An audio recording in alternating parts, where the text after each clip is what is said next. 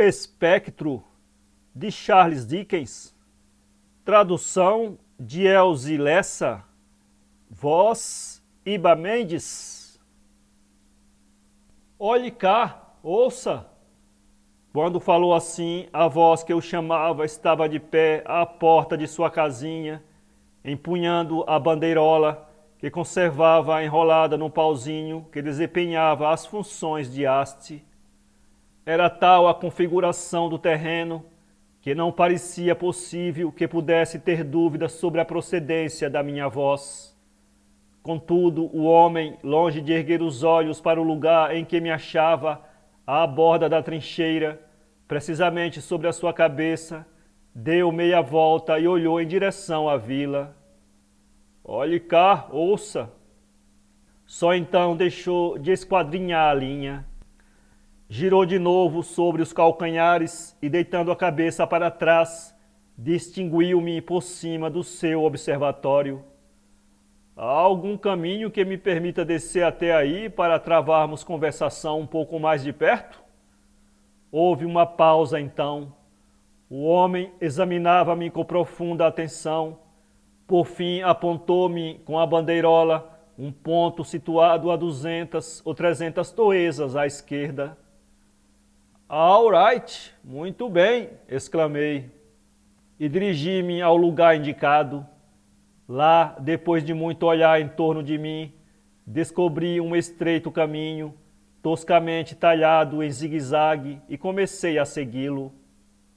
A trincheira era funda em extremo, estava talhada a pique sobre um bloco de pedra e, à medida que se descia, diminuía a consistência da pedra, ao passo que a umidade aumentava proporcionalmente. Vi-me obrigado a serpentear. Durante minhas voltas e reviravoltas, não me saíam da memória o jeito indeciso e a rara timidez que havia notado no pobre homem quando se decidiu a indicar-me o caminho. Concluídos os rodeios, tornei a contemplá-lo da vertente e pude observar que permanecia na via que dera passagem ao último comboio. Sua atitude permitia afirmar que estava à minha espera. Encostava o queixo na palma da mão esquerda, enquanto o braço correspondente procurava apoio no direito que tinha cruzado ao peito. E era tão singular a sua expectativa, refletia tanta ansiedade, que parei por um pouco, cheio de surpresa. Continuei descendo até chegar ao terrapleno, e então pude contemplar à vontade a cútis morena, a barba negra e as sobrancelhas espessas da minha estranha personagem. Sua casita ocupava o lugar mais solitário e triste da via férrea. De cada um dos lados erguia-se um muro pedregoso que vertia água e impedia o olhar de espraiar-se pela imensidade do céu, de que só se distinguia uma faixa estreita. E não eram mais alegres as perspectivas da estrada. De um lado via-se a prolongação tortuosa desse grande cárcere, de outro ainda mais limitado, o que atraía os olhares para uma luz de sinistro vermelho, situada sobre a abertura de um túnel sombrio, cuja estrutura maciça oferecia um aspecto grosseiro e repulsivo.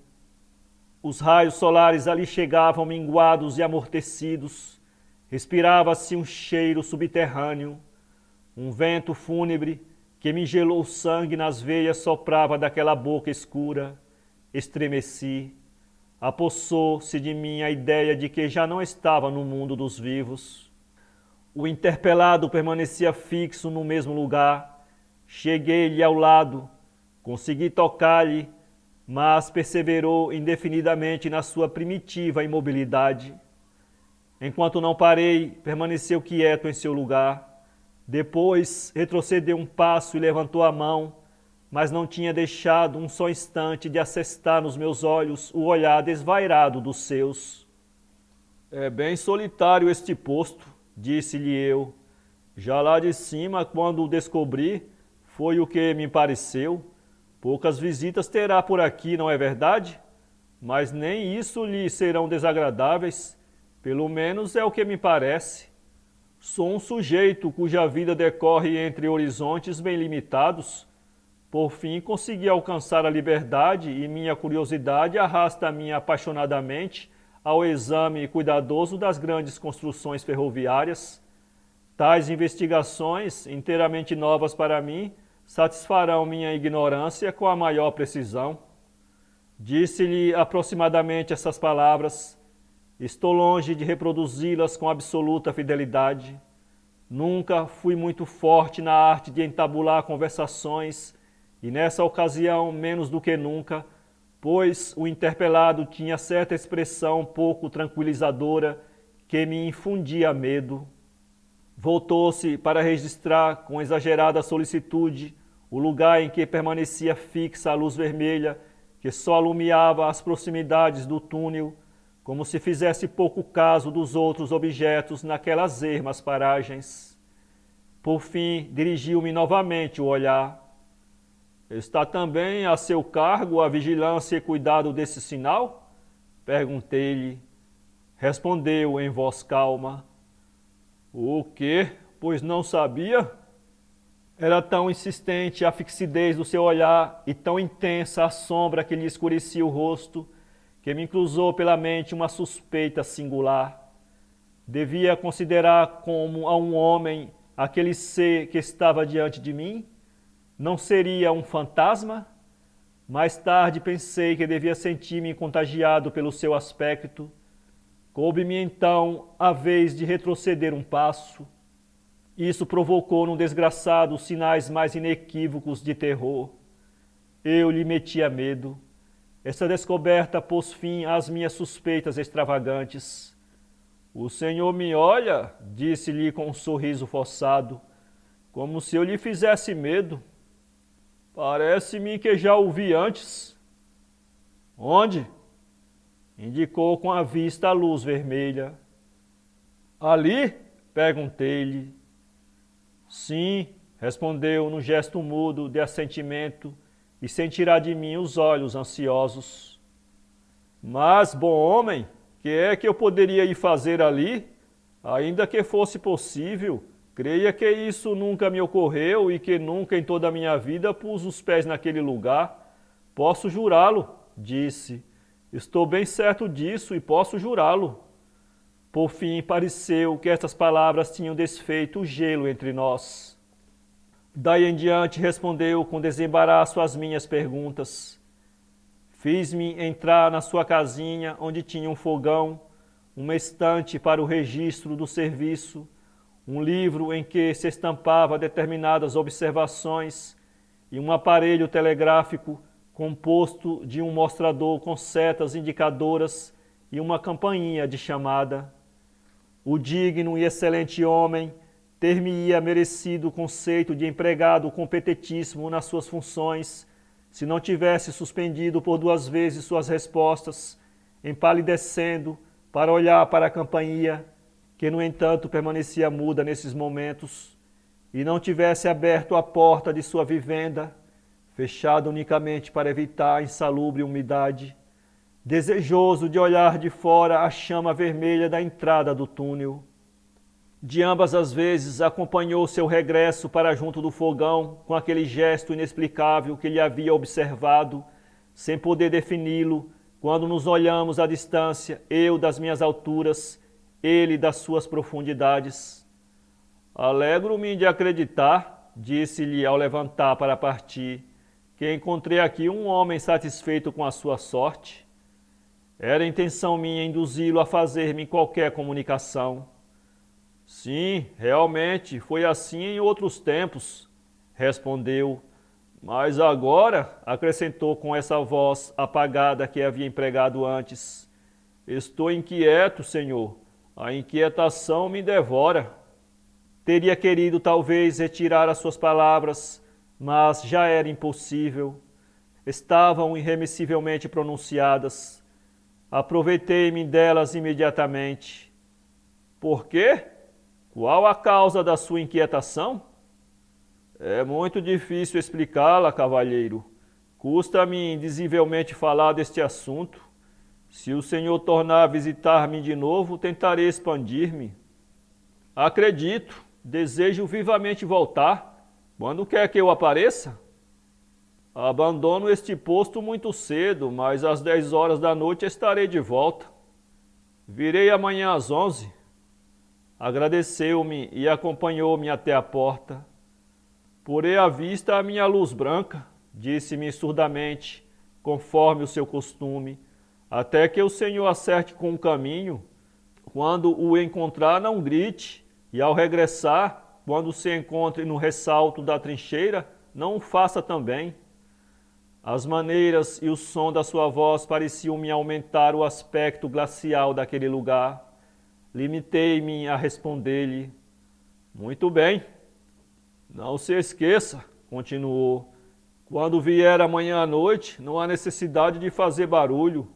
Permita-me uma pergunta para terminar. Por que gritou esta noite? Olhe cá, ouça. Garanto-lhe que não sei, mas realmente disse algo parecido com isso. Algo parecido não, foi isso que disse. Conheço perfeitamente esse modo de chamar. Oh, não digo que não. Fiz assim simplesmente porque o avistava aqui no fundo.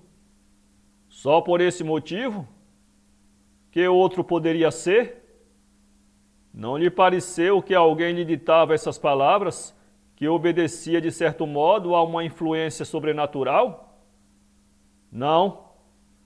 Deu-me boa noite e foi me alumiando o caminho com a lanterna. Continuei andando ao longo da via férrea, fora dos trilhos, sob o peso de uma impressão desagradável. Parecia que tinha um comboio ao meu encalço. Achei finalmente o caminho. Foi-me fácil a subida e acabei por chegar à minha hospedaria sem nenhum embaraço. Veio a noite seguinte. Fiel à minha entrevista, punha um pé no primeiro degrau da encosta em zigue-zague ao bater das 11, que se ouvia ao longe. O homem se achava ao pé da trincheira, espreitando a minha chegada com o seu farol branco ao alto. Não murmurei meia palavra, disse ao chegar junto dele. Posso falar agora? Sem dúvida, cavalheiro. Pois então, boa noite. Venha de lá um aperto de mão. Boa noite, senhor. Aí vai. Depois do cumprimento, dirigimos-nos caminhando a um lado do outro para a casinhola. Entramos e sentamo-nos junto ao fogo. Não vou permitir que se incomode, cavalheiro, começou a dizer, inclinando-se com voz imperceptível como um suspiro, perguntando-me novamente o motivo do meu desassossego. Ontem à tarde confundiu-o com outra pessoa. Era esse o motivo da minha inquietação. Aborrece-o esse engano? Não é que o Senhor me perturbe, o outro é que... Quem é esse outro? Não sei. Parece-se comigo? Também não sei, nunca lhe vi o rosto. Esconde-o com o braço esquerdo, enquanto move rapidamente o direito. Assim, veja. Reparei na sua pantomima muda. Era uma série de gestos decompostos que queria exprimir de um modo veemente, convulsivo e apenas com um braço esta frase: pelo amor de Deus, saia do caminho. Numa noite de luar, acrescentou o homem, eu estava aqui, no lugar em que o Senhor está agora, quando ouvi uma voz gritando: olhe cá, ouça. Corri para fora. O outro estava de pé junto ao sinal vermelho, gesticulando como lhe mostrei ainda agora. Estava rouco à força de gritar: olhe, cuidado, cuidado. Não se calava nem por um segundo. Repetia sem descanso: olhe, cuidado, cuidado. Agarrei o farol e corri para o homem, perguntando-lhe: que aconteceu? É um aviso ou um acidente? Em que lugar? Parei a 10 passos da entrada do túnel. Fiquei tão perto dele que percebi assombrado que o desconhecido escondia o rosto com o braço esquerdo. Segui direito para ele, estendi a mão para descobrir-lhe o rosto, mas de repente, antes que eu conseguisse, desapareceu. Pelo túnel? Perguntei. Não, senhor. Percorri-o em toda a sua extensão de 500 metros, parei, levantei o farol em todas as direções, vi perfeitamente os números das cotas do nível e as indicações quilométricas escritas na parede. A umidade deslizava como azeite ao longo das pedras e gotejava pela abóbada. Voltei então sobre meus passos, mais rapidamente que na ida, porque me inspiravam horror mortal esses lugares.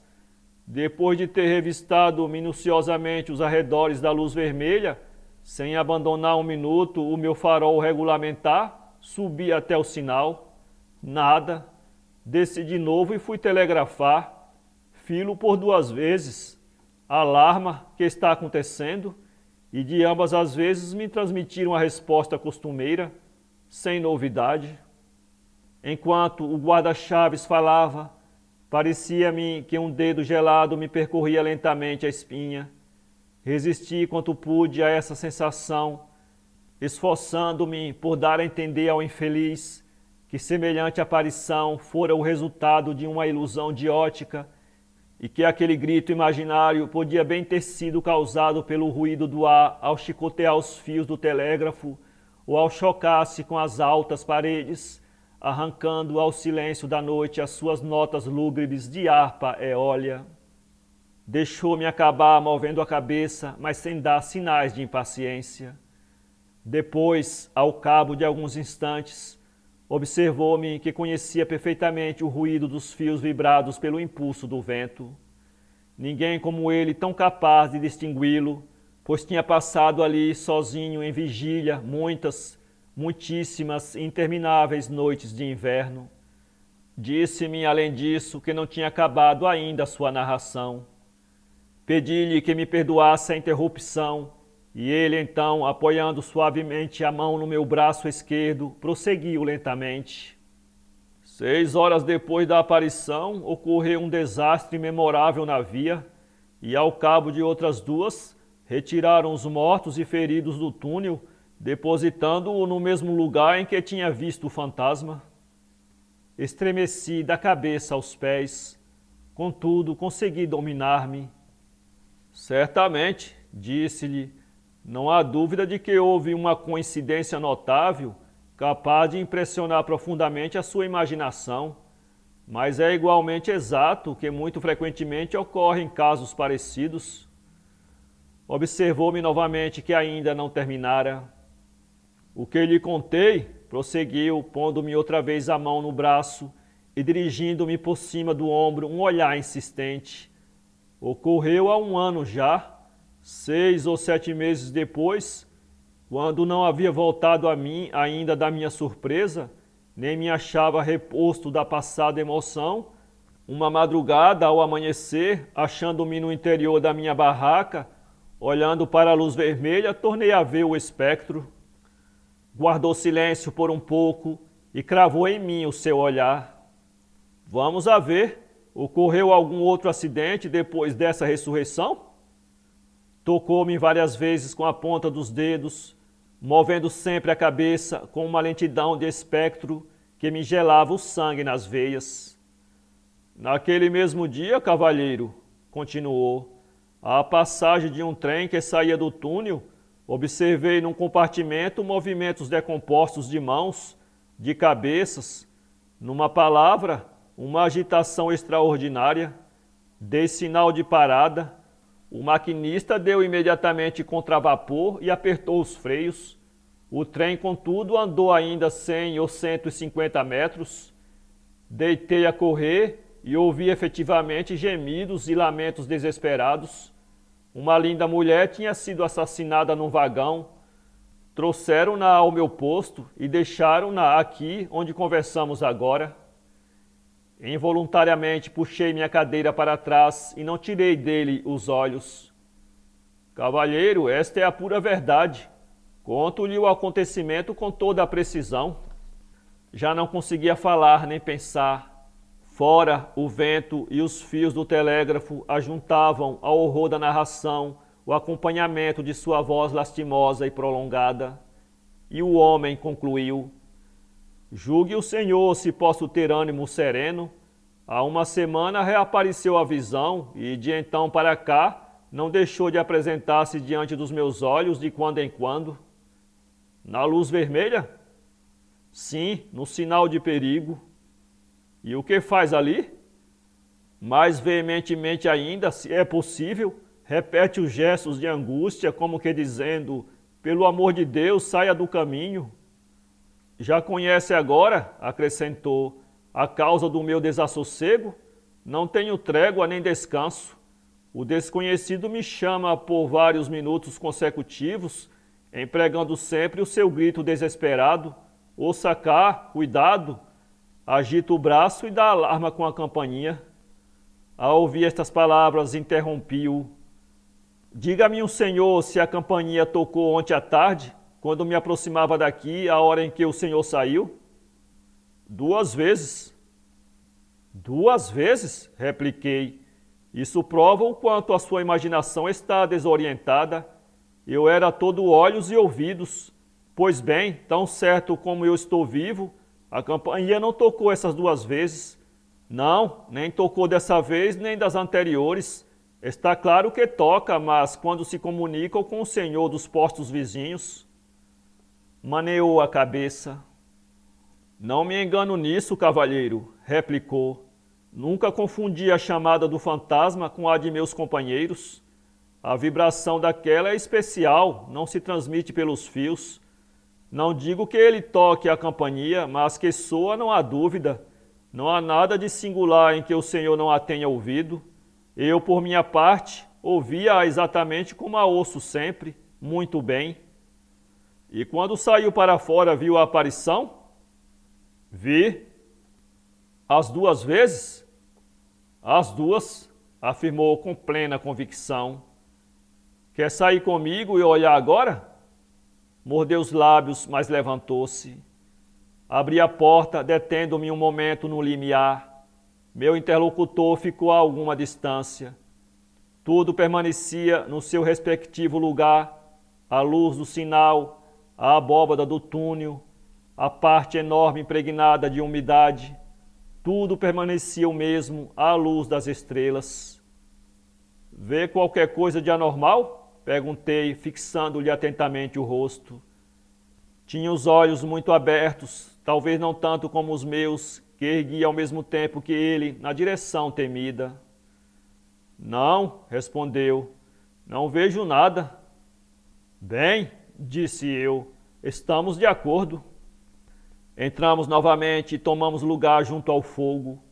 Pensava eu como tirar melhor partido do bom êxito obtido, se assim podia chamar-se o resultado negativo de nossa inspeção ocular, quando o nosso homem reatou a sua narrativa no mesmo ponto em que a havia interrompido, convindo na afirmação de que os fatos repetidos, objeto de nossa narrativa, não podiam seriamente constituir base para uma alarma.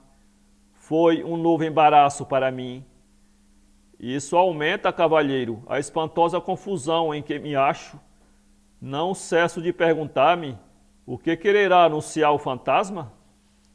Não sei, disse, se compreende claramente. Contra que risco vou prevenir-me? Continuou dizendo com ar pensativo, cravando o olhar ora no fogão, ora em mim. Que perigo está ameaçando? Onde acontecerá? Porque, sem dúvida nenhuma, está se aproximando da linha um perigo qualquer. Uma terceira desgraça nos ameaça. Quem poderá negá-los, dados os precedentes dos fatos anteriores? Assim, ao que parece, o senhor me julga meio doido. Posso acaso evitá-lo? Que devo resolver? Que fazer? Tirou o lenço e enxugou o suor da fronte. Se telegrafo para baixo ou para cima, ou em ambos os sentidos, que fundamento posso alegar? Acrescentou, enxugando as palmas das mãos como tinha enxugado a fronte momentos antes.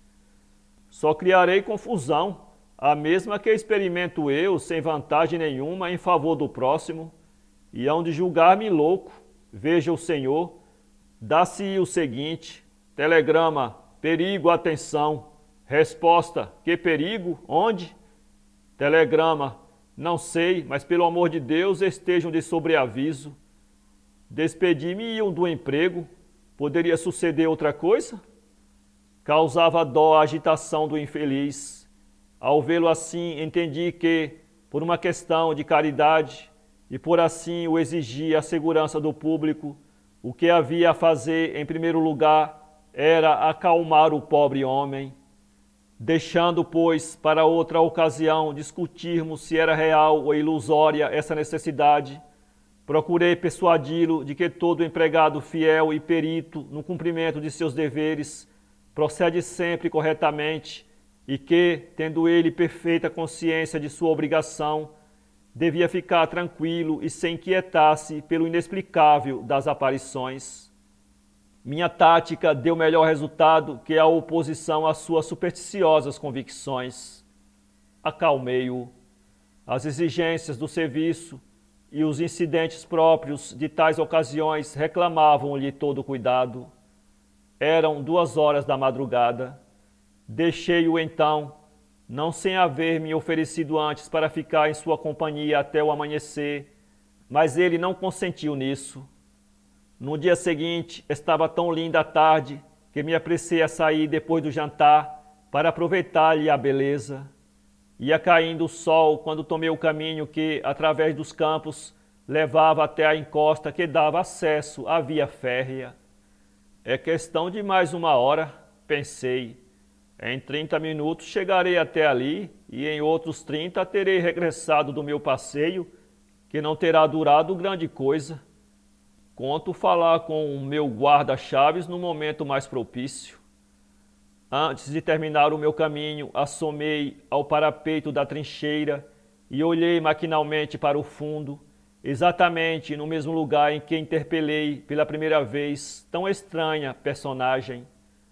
Como descrever o sentimento de horror que me petrificou ao observar que um ser, homem ou fantasma, colocado rente à entrada do túnel, agitava vivamente o braço direito, enquanto com o esquerdo escondia o rosto.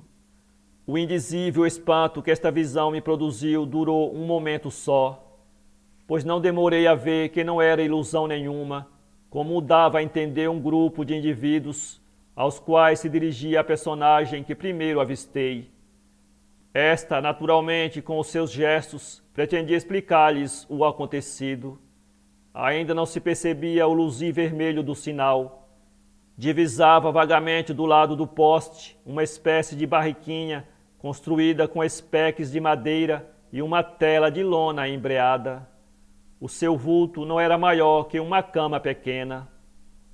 O rápido pressentimento de uma desgraça cruzou-me pela mente. Corri para a vereda em zigue-zague e desci por ela com toda a precipitação que pude. — Que aconteceu? Perguntei. — Um guarda-chaves, cavalheiro, que foi morto esta manhã. — Não será o desta casinha? — Sim, senhor. — Aquele que eu conhecia? — Fácil lhe será reconhecê-lo, disse o homem que respondia às minhas perguntas. Tirou gravemente o chapéu e levantando uma ponta da tela. — Não está desfigurado, acrescentou. — Deus meu, mas como aconteceu a desgraça? Que se passou aqui? Repeti, indo de um lado para outro. Apenas caiu o negro sudário. — Cavalheiro, a máquina o feriu. Ninguém conhecia nem desempenhava melhor suas obrigações, mas hoje sabe-se lá por quê, não soube acautelar-se. Era já dia claro, trazia ainda o farol aceso. Um trem saía do túnel, o guarda estava ali de costas, foi derrubado. É este o maquinista. Ele lhe dirá o que aconteceu com todos os pormenores. Tom, dê a este cavalheiro todos os detalhes. O maquinista foi até a boca do túnel. Vou explicar-lhe como se passou, cavalheiro. Da curva que faz a via, ali dentro, vi o guarda-chaves junto à saída, como se vê um homem por um binóculo. Não havia tempo para apertar os freios, mas não me inquietei por isso. Tive-o sempre por homem cauteloso. Como me pareceu que não o preocupava o silvo da locomotiva, soltei vapor. Estávamos já em cima dele. Chamei-o com toda a força dos pulmões. — Que foi que o senhor disse? Gritei, olha lá, ó, fuja, fuja, saia da linha. Estremeci. Ah, senhor, foi um rude transe. Não parei de chamá-lo. Ocultei o rosto com este braço e em nenhum momento deixei de agitar nervosamente o outro. Nada consegui. Assim terminou com essa morte trágica, tão extraordinária aventura, cujo mistério jamais consegui decifrar. Para ler esse conto, acesse www.poeteiro.com